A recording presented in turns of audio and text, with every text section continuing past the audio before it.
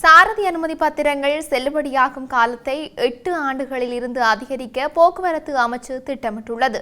இந்த விடயத்தை ஆய்வு செய்து பொருத்தமான திட்டத்தை முன்வைக்க தொழில்நுட்ப மதிப்பீட்டு குழு நியமிக்கப்பட்டுள்ளது.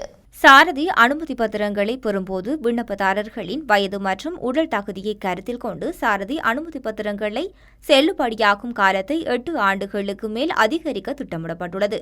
நடுத்தர வயது மற்றும் 40 வயதுக்கு மேற்பட்ட ஓட்டுநர் உரிமங்களுக்கான புதிய விண்ணப்பதாரர்கள் மற்றும் சாரதி அனுமதி பத்திரங்களை புதுப்பிக்க வரும் விண்ணப்பதாரர்களுக்கு ஏற்ற காலத்துக்கு செல்லுபடியாகும் காலத்தை அதிகரிக்கவும் யோசனை முன்வைக்கப்பட்டுள்ளதாக போக்குவரத்து அமைச்சு தெரிவித்துள்ளது. இது ஒரு முடிவல்ல, ஒரு திட்டம் மட்டுமே என்று போக்குவரத்து அமைச்சர் பிமல் ரத்நாயக்க தெரிவித்துள்ளார். அத்தகைய நடவடிக்கை எடுக்கப்பட்டாலும் அது கனரக வாகன ஓட்டுநர்களுக்கு பொருந்தாது.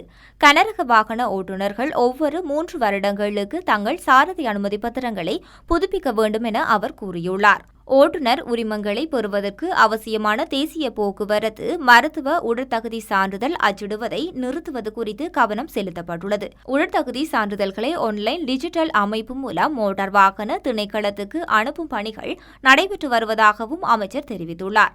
உடற்தகுதி சான்றிதழை அச்சிடுவதற்கு அரசாங்கம் ஆண்டுக்கு 50 மில்லியன் ரூபாய் செலவிடுவதாக அமைச்சர் மேலும் தெரிவித்திருக்கின்றார்.